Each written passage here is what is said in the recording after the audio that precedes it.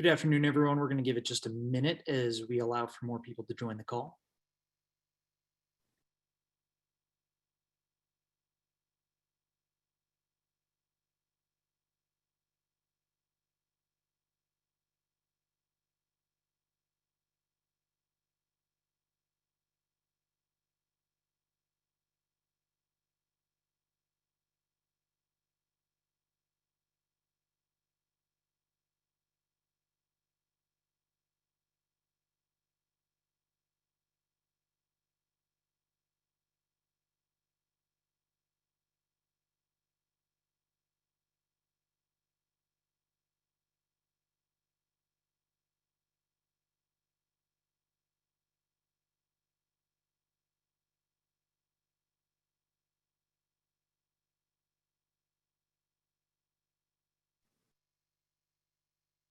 Good afternoon, everyone. Thanks for joining us today. I'm Andrew Sorensen, a spokesperson here at CU Boulder, and I'll be moderating today's call.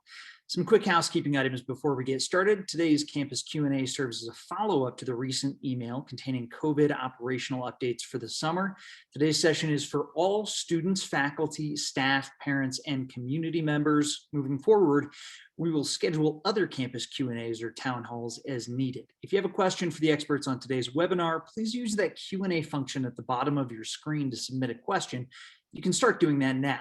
We'll do our best to get to all questions. If we do not get to your question, you can reach out to us at colorado.edu/COVID-19. If by chance we run out of questions prior to the scheduled ending of the webinar, we will end early. And as a reminder, today's call will be recorded. That recording will be available on our COVID-19 website. On today's call, we'll have comments from Pat O'Rourke, CU Boulder's Chief Operating Officer, and Russell Moore, our Provost. We're also joined by Catherine Eggert, Senior Vice Provost for Academic Planning and Assessment, Lisa Landis, Associate Vice Chancellor, or Assistant Vice Chancellor rather, for Employee Relations and HR Operations, as well as Jennifer McDuffie, Associate Vice Chancellor for Health and Wellness, and leader of our Campus Pandemic Response Office. We also have Devin Kramer, our Acting Dean of Students. I'll now turn it over to COO O'Rourke for some opening comments.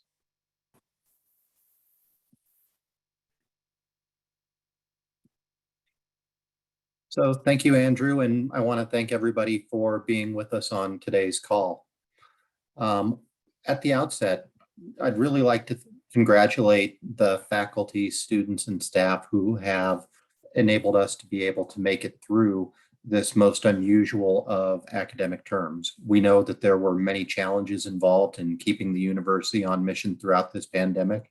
And last week, thousands of students graduated from the University of Colorado. It wouldn't have been without the hard work and effort of the students themselves, the faculty and the staff that made that possible. So it's a wonderful accomplishment. But we're now also looking forward to our future. And as COVID cases across Colorado continue to decline and as vaccine distribution becomes more accessible, Boulder County Public Health is moving into a less restrictive phase that they're calling level clear.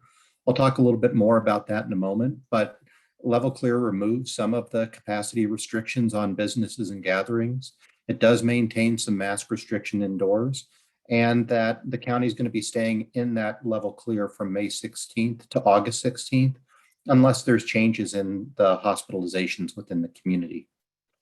Like Boulder County, we're evolving as well so that our campus plans will reflect something closer to normal this fall or this summer and really return to essentially normal in the fall. There's a lot of specific details on those changes in an email that you should have received this morning, and you can also find those on the COVID-19 website. There's too many changes for me to go through and list every single one of them here, but I hope to be able to provide you with some of the highlights. First, we're really excited to announce that this summer our campus is going to start to open up again for in-person tours, visitors, and conferences.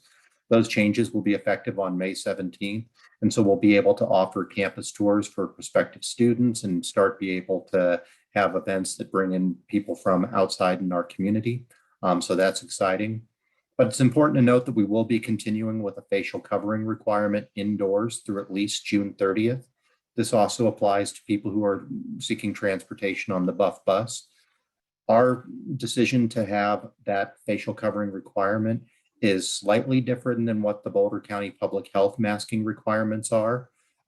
We've elected to go with a simpler requirement for indoor masking so that it will be easier to administer and allow our community to be able to transition back to the campus. We'll be reevaluating it throughout the course of the summer. But for now, we need people to continue to wear masks indoors in order to protect the safety of the community. Over the summer, our COVID mitigation efforts will be ramping down some. That reflects the progress that we've made in being able to combat the environment and be able to do so safely. Weekly COVID monitoring testings for community members on campus are now optional. We'll have those available throughout the summer for people who will want to do monitoring testing, but we'll be winding down that surveillance monitoring as we head into the fall. But all the time, we will continue to have diagnostic COVID services for those people who are symptomatic through medical services. And that because of those changes starting next week, Buff Pass will no longer be a requirement to fill out before you work or study on campus. We want to maintain the capabilities that we've developed throughout the course of the year, though, to help protect the community when infection occurs. And so we'll still have contact tracing available for when and if cases are diagnosed on the campus. You may have seen in the news recently that CU will begin requiring COVID vaccines. And I want to talk to you a little bit about that decision. It's one that was made across the entire CU system in partnership with the other educational institutions across the state. This has been a topic on which we've received some questions, but we really want to be able to explain the thinking behind it. And so I'm going to share my screen for a moment in order for us to be able to look at some of the information together. So what you can see is that we are currently experiencing a downward trend in the incidence of infection in the Boulder community. Back from a period at the beginning of the term when cases were regularly over 100 people per 100,000 Boulder County residents. They are now at a level of 52.6, so it's great that the cases are declining. We're similarly seeing a decline in the hospitalization rates in Boulder County. And so as vaccination has continued to occur, hospital rates have become much, much lower, which is great because it's not placing the drain on the healthcare resources within the community. Countywide, the number of Boulder County residents who have received at least one COVID-19 vaccination is currently over 180,000 people, and that's 67.2% of the eligible population. Not surprisingly, given the way that the COVID vaccine was rolled out, the greatest vaccine penetration is still within the community that is in the 70 plus or in the 60 to 70-year-old range. But the other populations are beginning to catch up. In particular, we're seeing more people in that 20 to 29-year-old age group get vaccinated. And in the 10 to 19 population, we know that everyone over 16 is currently eligible to be able to be vaccinated. And so all members of our university community are now eligible. And we also know that the 12 to 15-year-old population will be eligible for vaccination in the community relatively soon. All of that's important. On campus, we've been able so far to fully vaccinate through 2 courses of vaccine, more than 7,500 or 4,774 people. There are more than 1,000 people too who are been through the first dose of vaccine and are awaiting their second doses. There's still the ability to receive a vaccine on campus through medical services, and we continue to encourage people to do it. And why this is so important is that you can see across the state, the counties where the vaccination rate are the highest continue to have the lowest number of COVID cases.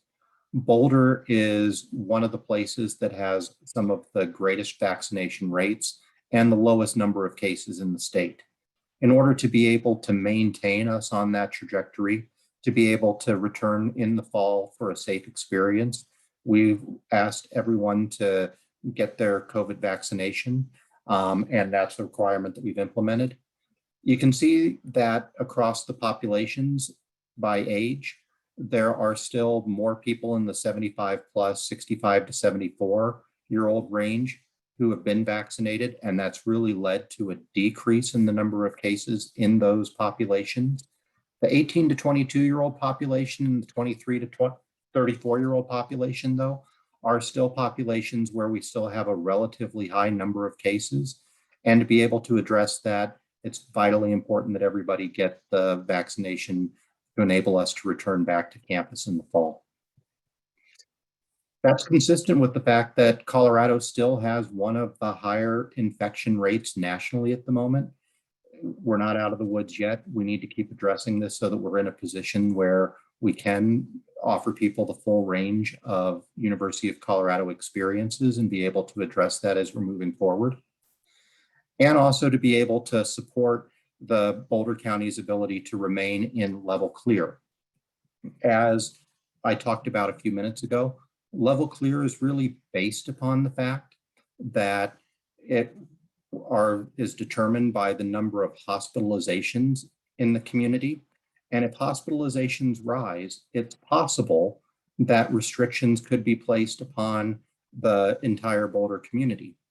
If we're in level clear, there are not restrictions on the modalities upon which higher education should be offering their instruction and services, that there are increased capabilities for indoor and outdoor events and entertainment. And so we want to make sure that we're using our own requirements and our own policies in a way that will enable us to be able to support the community well. So ultimately, where we want to be in the weeks and months ahead is that faculty, staff, and students can start submitting proof of vaccine on May 15th. The deadline to be able to submit that information is September 15th. Similar to other vaccination requirements we've had in the past, there will be a process for exemptions. If you wish to submit a medical, religious, or personal exemption, there will be information about how to do that. And if you would like to get a vaccination, but aren't sure to get one, Medical Services has more information on our COVID-19 webpage. So ultimately, to reiterate, we got really exciting changes ahead. We urge you to read through the memo that was distributed this morning, to please do what's necessary to be able to protect the campus in the weeks to come, and to be ready for us to be able to return to a much fuller and exciting educational and co-educational experience in the fall. Thank you for your patience in helping us get through this pandemic. And personally, I really look forward to seeing more of you in person in campus in the coming months ahead. So I'll now turn things over to Provost Russ Moore to talk about academic life as we're moving into the summer and fall. Russ? Yep, thank you, Pat. As previously announced, we're continuing our plan for reduced in-person capacity for our summer courses. Physical distancing will continue on campus during the summer transition period. And as students and faculty and staff return to campus this summer and fall, you should know that we are continuing to operate some building modifications to maintain our success in terms of mitigating COVID spread in classrooms and offices. We were very successful with that last academic year. Those of you on campus this summer may notice a lot of work happening in the classrooms as furniture is reinstalled in preparation for greater capabilities in the fall semester. For our faculty and staff who are eager to hear more about plans for returning to the office, please continue to be on the lookout for more information from your department. The head of your department should be getting approval for those plans over the course of this summer. Importantly, currently, 78% of our fall courses are scheduled to be completely in person, and another 5% are scheduled to be hybrid in person.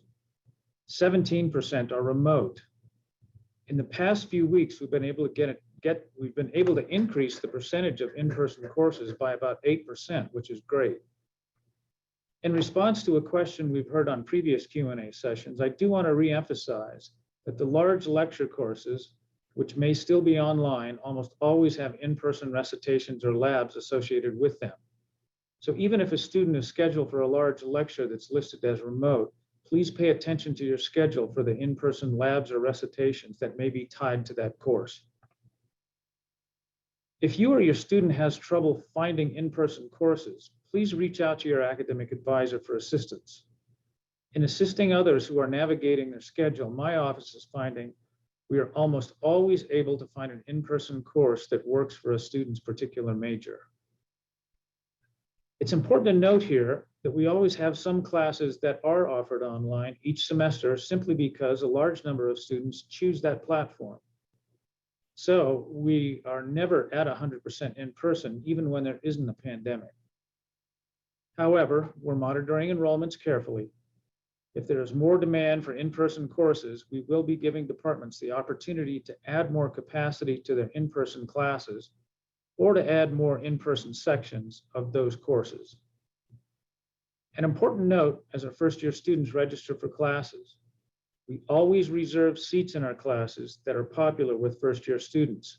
So for those first-year students starting in the fall, you don't need to worry that all of the in-person seats will be taken before you register for classes this summer. Due to the availability of vaccines, we'll return to normal practice for those who need a classroom accommodation. Students who need a classroom accommodation for medical reasons will work with disability services to document that need. Faculty members who have a medical or family need for accommodation or leave will return to the practice of using FMLA leave or requesting ADA accommodation. A final word on course schedules. Classroom assignments and meeting times are subject to change through late May to accommodate in-person class options. Students are encouraged to review their fall class schedules between May 24th and June 1st and make adjustments as needed. Some notes on residence halls and on campus life. For students living on campus this summer, COVID isolation space in the residence halls will still be available until August 6th, when that service will end. That will open up more space in our residence halls for our on-campus students as we enter the fall. We will see some other services starting to open this summer. The rec center will follow normal summer hours starting May 24th. The Norland Commons will be open from 10 a.m. to 6 p.m., Sunday to Friday throughout the summer. Dining halls, with the exception of C4C, will be open to all community members this summer. As we look to fall, we are expecting a robust on-campus experience for our students in the residence halls and in co-curricular activities. We're expecting social life to begin to resemble what students expect given the high rates of vaccination. For faculty, researchers, or students engaging in research, creative works, or other regular on-campus academic work, the request to return to on-campus and fieldwork process is being suspended effective immediately. As of May 17th, research, scholarship, creative work, and field work fully resumes with no request to return approvals needed. I said this at our last campus Q&A, and I'll echo Pat again in expressing my gratitude to our students for their patience and endurance, to our faculty and staff for their dedication and service to our students, and to our research faculty whose world-class scholarship was put in service to the campus and into our testing and tracing protocols, which I believe have been as good or better than any university in the country.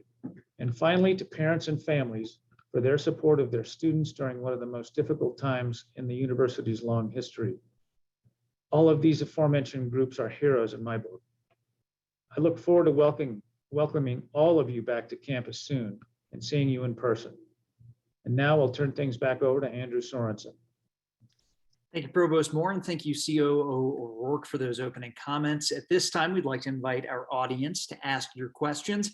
Again, if you have a question, please use that Q&A function at the bottom of your screen. We already have a few in here. We're going to start with one either for Catherine Eggert or the Provost. Will hybrid classes in the fall be changed to in-person? The short answer is no. We want to provide students the opportunity for assurance that when they sign up for a specific modality, that they'll get that modality.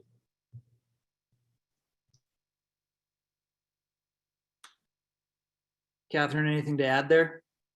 Nothing to add. I'd just like to reiterate what Provost Moore already said, that while we are not changing any class instruction modes that students have already registered for, we will be looking for opportunities to increase in-person capacity this summer in classes that are already listed as in-person, if there's more room in the classroom, or if there's an opportunity to add a new in-person section.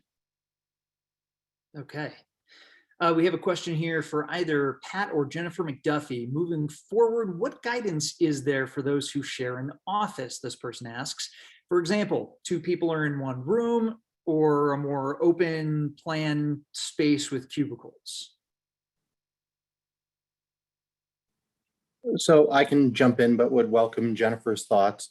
We will be putting out return to work guidance, but that we will not be sharing, for example, vaccine status with coworkers. So people should not expect that they would receive knowledge about who's been vaccinated in their workspace, who hasn't.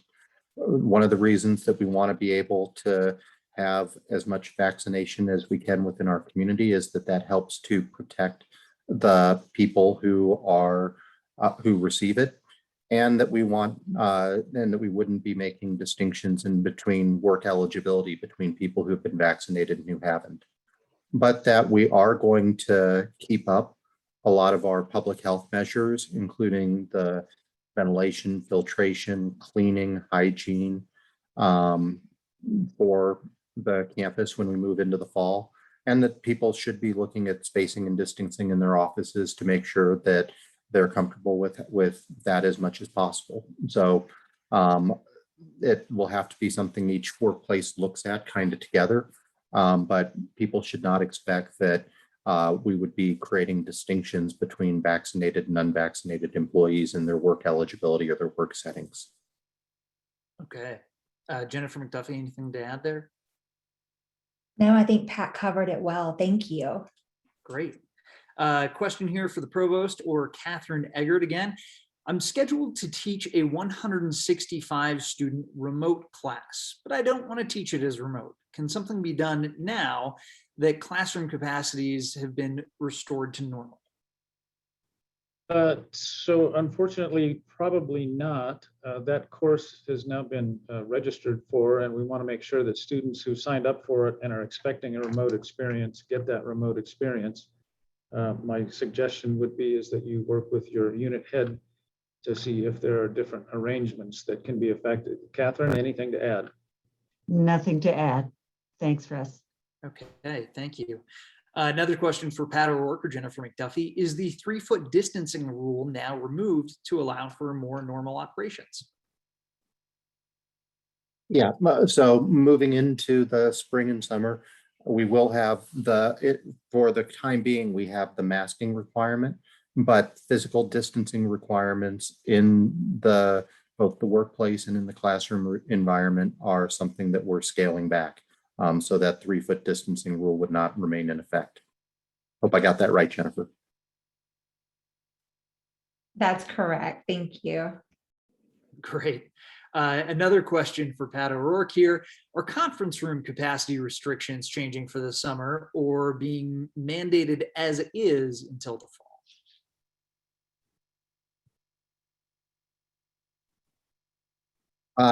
So conference rooms, people should be able to start booking those. We will not have the limitations on the capacity for conference rooms and others.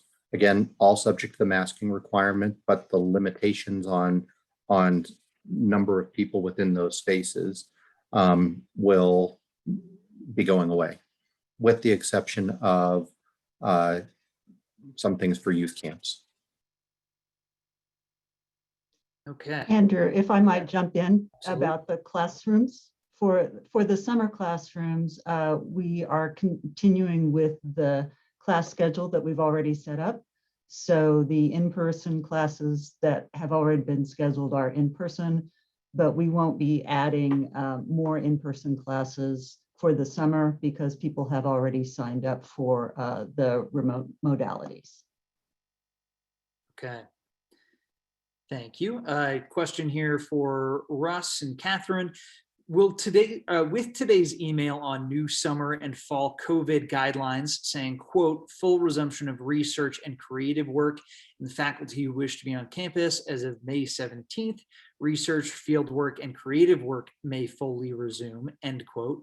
Does that mean the lab occupancy and capacity restrictions will be lifted as of May 17th?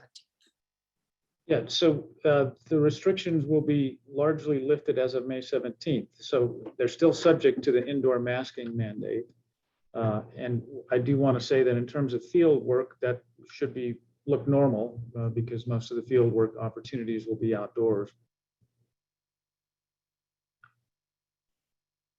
Okay, Catherine Eggert, anything to add there? Nothing to add, thanks. Okay, thank you. Question here again for Pat O'Rourke and Jennifer McDuffie. Why was September 15th chosen for the vaccine deadline? That will mean we're potentially mingling with folks who are unvaccinated for almost a month. So that deadline was really chosen recognizing that, and our hope is that the majority of people can come to campus already having been vaccinated. But we recognize that there may be some international students and others who will need to be vaccinated when they get to campus. And so we want to make sure that people have access to both first and second doses before they would be out of compliance with the requirement. But really, we need people who have the ability to get the vaccine before returning to campus to do so for the safety of the population. But that deadline was really created recognizing that we have some percentage of our population that may not be able to be vaccinated before arriving to campus. Okay. Jennifer McDuffie, anything to add there? Okay. Another question for Russ and Catherine. Will summer school be in person? Largely, some summer school will be in person, but I think most of our offerings this summer are remote. Catherine, would you like to weigh in on that? Yeah, so what we found last summer and this summer is actually our remote classes are in extremely high demand, whereas the in-person classes were less so. And so we will be offering a number of remote classes for the summer, and students have been signing up for them. Okay. Back to Pat O'Rourke and Jennifer McDuffie here. When will we stop requiring wearing masks in buildings on campus?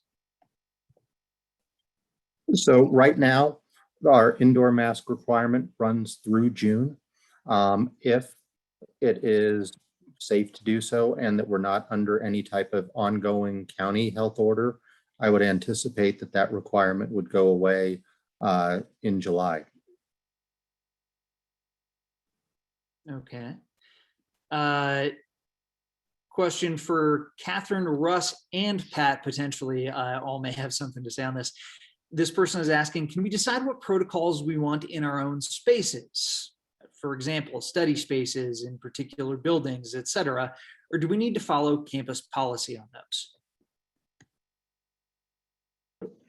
If I understand the question correctly, and I may not, I would strongly advocate for people following campus policies where those policies exist. The thing that we don't want to end up with is people who are creating their own protocols, guidelines, et cetera, and ending up creating confusion and inconsistency across the campus. We've really had our campus experts work to be able to help determine what are the protocols that need to be in place in order to be able to provide a safe campus experience. And so that would be my baseline on where people should begin in thinking about those questions. Catherine, your thoughts? Specifically on study spaces, if I'm understanding right, and the person is referring to the study spaces you can book on campus, we'll have signage on those spaces that will be either modified or taken down as requirements change or are lifted. So you'll be able to get some guidance when look at that space and enter that space on what the requirements are. Okay. Another question for Pat O'Rourke here. What are the new restrictions on indoor capacity? Number of people per office or classroom, or are there time restrictions that people need to watch out for? So capacity restrictions, with the possible exception of some of them related to youth events where we would have a population that might not be vaccinated. We should not be subject to those capacity restrictions. Obviously, we would still need to follow scheduling guidance as it regularly would exist for campus. Things like the capacity limitations as prescribed by the fire marshal. But for the most part, we would be moving to pre-COVID type of capacity restrictions across the campus. All right. Question here for Pat and Russ. We normally require welcome events for new students in our community, but the fact that some people may not be vaccinated seems to make that problematic, this person says. Can we require attendance at events before the vaccination deadline? That is a great question. Our intention is to have such events at the beginning of the semester, if I'm understanding the question correctly. So we have orientation events, and we certainly have the pre-fall semester events as new students show up on campus. We are planning full programming for those kinds of events, and our assumption has to be that with our vaccine requirement, that those attendees, particularly the student attendees, will be in compliance with their vaccination requirements, or they will have made their exceptions. So I think it's important to note that, and Pat just alluded to that, as time elapses, we believe that we're going to be in a much better ability to really move closer to normal. And our experts are looking at what fraction of our population needs to be vaccinated in order to allow us to conduct our on-campus business safely with the guidance that they've given us.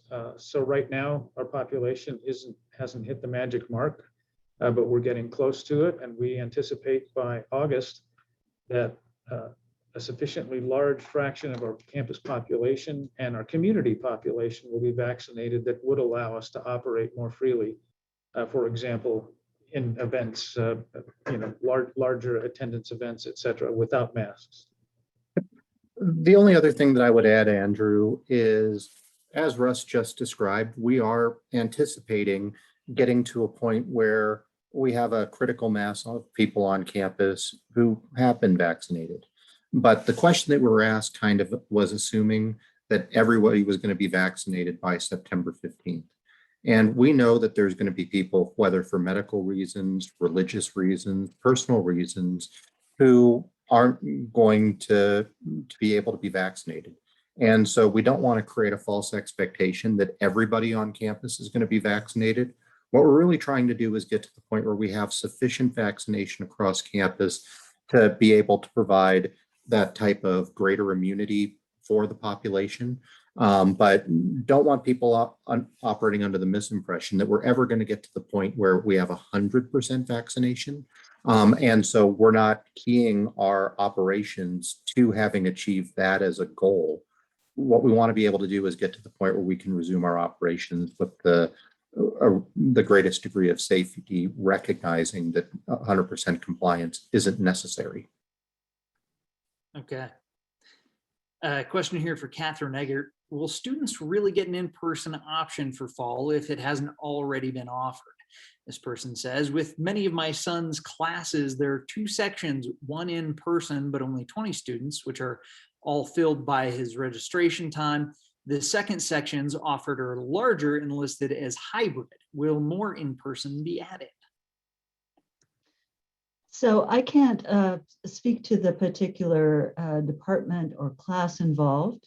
In general, I would say that your student or students in that situation should continue to work with their academic advisors and check their schedules for additional in-person opportunities. As I said, we will be adding capacity when we can, but we will not be switching instruction modes for courses and sections that already exist. So keep checking for new sections or perhaps increased capacity in in-person sections, and check with your advisor.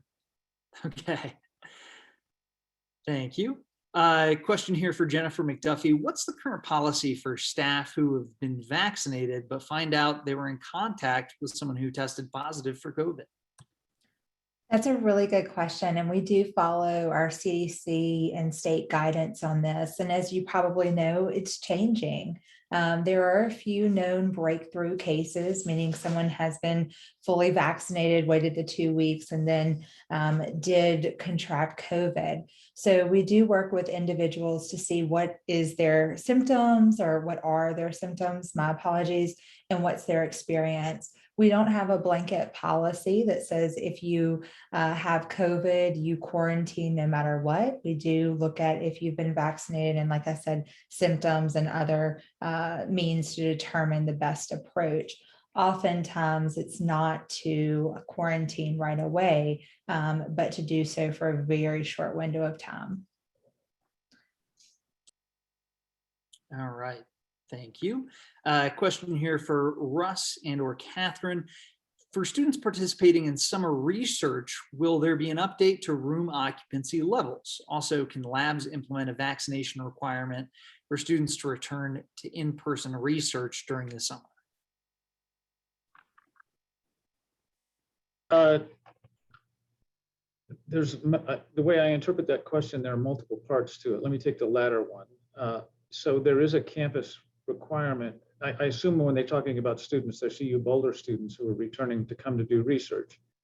So, effective very, very soon, I think May 15, we will have we'll have the apparatus or the infrastructure to again track and require people to get vaccines or claim an exception before they show back up to campus. Early on, as we resume our research activities, again, given that we have our indoor masking mandate, we do want to be a little lenient in terms of allowing people the time to get their vaccines before they show up and return to do their research. In terms of labs creating their own mandates, I hope we'll have guidance from Rio on that one. That one makes me a little nervous in terms of what kind of local mandates are being affected. I want to make sure that we're very clear about what the campus guidance is and that we're trying to adhere to that first and foremost. Nothing to add here, Andrew. Okay, thank you. Question for Jennifer McDuffie or Pat O'Rourke. When is it expected for regular FDA approval? I assume they mean on the vaccines to take place. Originally, these studies were not expected to be completed until 2023, this person says. So you're asking us to get out our crystal balls a little bit. What we do know is that the Pfizer vaccine has been submitted for full FDA approval. I think the Moderna has, if it hasn't been submitted, is expected to be submitted shortly. The latest intelligence that we have from this, from speaking with public health authorities, is that they believe that an FDA approval and that this coming off of the EUA still could happen over the course of the summer. All right, thank you. Question here for Catherine Eggert. Given that many classes were listed as online during registration, that this is not changing, how is the university going to staff and pay for additional in-person sections? So the expectation is that just as happens every summer, departments, schools, colleges make adjustments based on enrollments. So they will cancel a section that is under enrolled. They might add a section that has for a class that has a long waiting list. So that's the same process that will be followed this summer. The campus doesn't have additional resources to offer more sections than are needed, But we'll follow student demand, and we will closely be monitoring where there is student demand for more in-person and maybe less remote. Okay, thank you. Question for Pat or Jennifer. When we talk about opening campus to the general public for events for fall, will there be a vaccine requirement to attend indoor events? If not, will there be a mask requirement?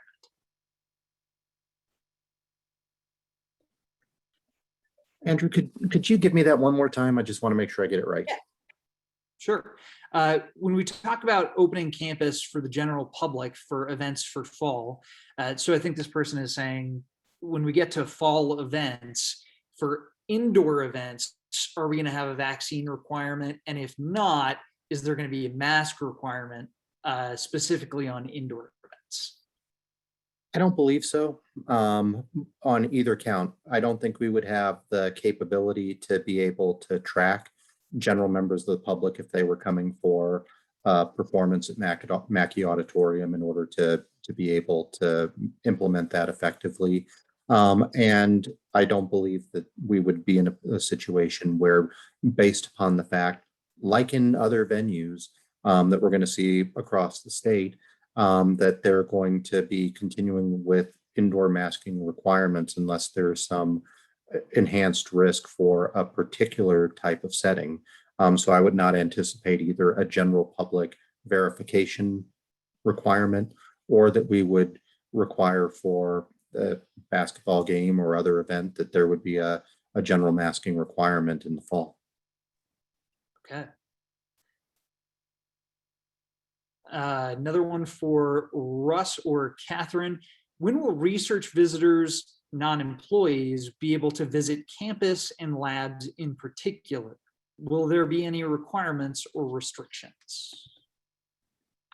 The only requirements or restrictions would be they would be subject to the indoor mask mandate when it's in effect. And we're not requiring visitors right now, or we don't anticipate requiring visitors to prove that they've been vaccinated, et cetera.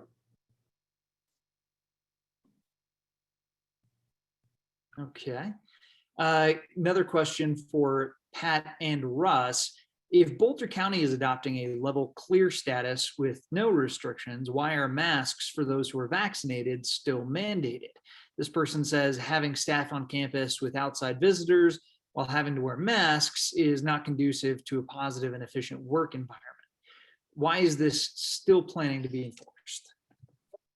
So first, go ahead, Russ.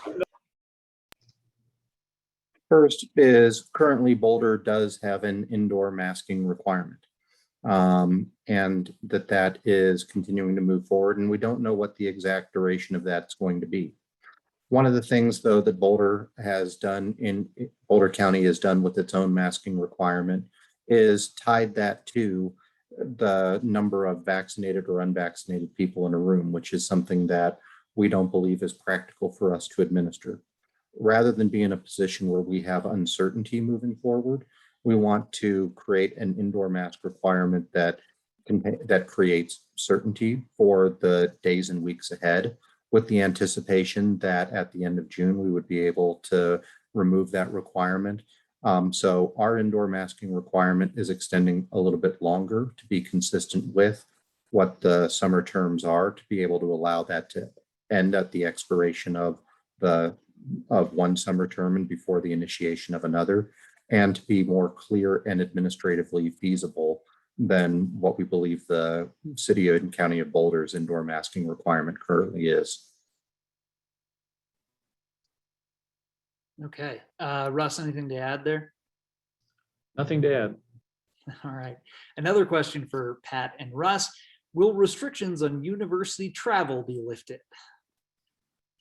Yes, we are lifting those as we speak. There are some considerations that we will be loosening up on domestic travel, certainly travel for field work and things like that. I think those are now routinely approved. The only concerns we have are international travel, and we certainly have restrictions on those, and we're following both CDC guidance and Department of State guidance on allowing for international travel.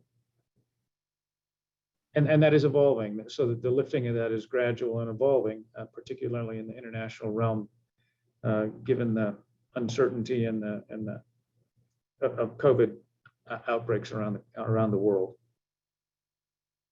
Sure. Another question for Pat here. Are you expecting full capacity at sporting events?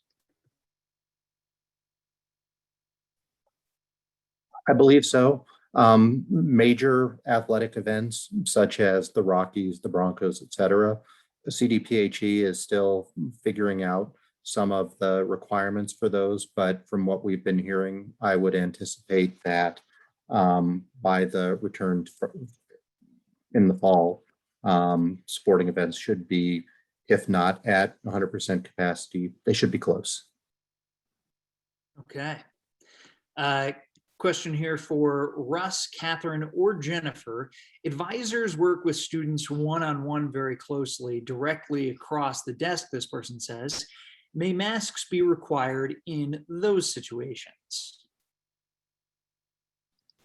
Until June 30, for sure, because we have the indoor mask mandate. Beyond that, that's a question we will have to address. If we lift the indoor mask mandate after June, then I think the answer on that would be no, if our science guidance tells us we don't have to have that indoor mandate. Jennifer, do you want to weigh in on that? Can I just add, and this is completely in agreement with what Provost Moore said. The only thing I would add is that as someone personally who meets with a lot of folks and returning to campus, and if it's your first time, please continue to look at public health options, even if they're not recommended or even if they're not required, they can be recommended. So examples, when I'm meeting with students, even now, if it's a nice day, I'll go outside or open a window or keep my distancing a bit. So I think that there are things that we can do to best protect ourselves, both in the vaccine requirement, but also in support of just being outdoors and taking advantage of some of this nice summer weather. All right. Question for Russ and Pat here. Return to research at full capacity, this person asks. Does that mean masks? Yes, but no need for physical distancing? Technically, that's what that means. And part of this, I wish there were really black and white answers on this, but in masks, yes. Indoor masks, yes. Most of our research facilities have very state-of-the-art HVAC and filtering systems. And given the nature of how our research and creative works work, basically our science guidance is that that should be safe as we move, into later May, June, July. All right. Another question for Jennifer, Pat, and Russ here. Should FDA-approved vaccines be taken for international students attending this fall, or should we get the vaccine available in our country before coming back to the US? Jennifer, you want to? Yeah, Jennifer, have a shot at this, and I'll take it if you don't want to. No, thank you. I also I want to share FDA and also WHO approved vaccines, so World Health Organization. So we do have students, faculty, and staff who've reached out to us and said that they received a vaccine in another country, or maybe a vaccine that was approved by the World Health Organization or the FDA. We will accept those vaccines. And if you have any questions, we will also be providing a lot more details later this week about not only what is going to be allowed to fulfill that requirement, but also what exemption process and details around that that we can share. But Provost Moore and Pat, if I missed something, please let me know. The other thing I would just add really briefly is there's a lot of questions about masking right now. And I just want to make sure that I give that message along with others, that if you're comfortable wearing a mask, please continue to do so. Sometimes when I'm outside, especially now, I'm wearing a mask, even though it's not required. So we want to make sure that that message holds true for you all as well. Okay, thank you. Question here for Russ or Catherine. Many departments no longer have online classes while their students are still in their home countries. After seeing that online works, this person asks, why are we returning to the quote unquote old ways when it excludes those still afar and those who preferred online? How can students in departments with only one section of a lower division class continue? So there's a lot in that question, and it's an excellent question.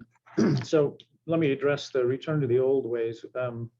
We aren't going to return to our old ways because I think students have suggested to us very strongly that for convenience sake and other reasons, they really desire some online and remote offerings. In the circumstance that the questioner just brings up here, it's difficult to answer that without knowing all the details. If there is only one, if there's only a handful of international students, then we would try to work with the faculty and advisors to come up with different accommodations until such time as those international students can appear on site. If there were enough international students to deploy online sections, then I think this is a conversation that we need to have with our deans and our department chairs to try to figure out how best to accommodate those students. And I wish I had a crisper, clearer answer, but without having the details underneath it and the numbers and all that kind of stuff, I'm afraid I can't give you the most satisfying answer. Catherine? Yeah, I would just add that the International Students and Scholars Services is working closely with both current and newly admitted international students to make sure they are getting the appointments they need for visas and so on to come to the United States. We are still a residential campus, so unless you are in one of our few degree programs that is explicitly labeled as an online degree program, you should expect to be available to take in-person classes. All right. Another question for Catherine Eggert here. We'll keep you while we have you. Will there still be a 20-minute passing period between classes? Great question. So for the fall semester, we have planned to continue the 20-minute passing period between classes. It's another instance where students have already registered for the classes. They've set up their schedules that way. And so we're going to continue that for the fall as a kind of truth in advertising measure based on how students have already planned their classes and faculty as well. Absolutely. Question for Pat O'Rourke. Will buildings go back to pre-COVID hours in regards to being unlocked and not requiring access by Buff 1 card?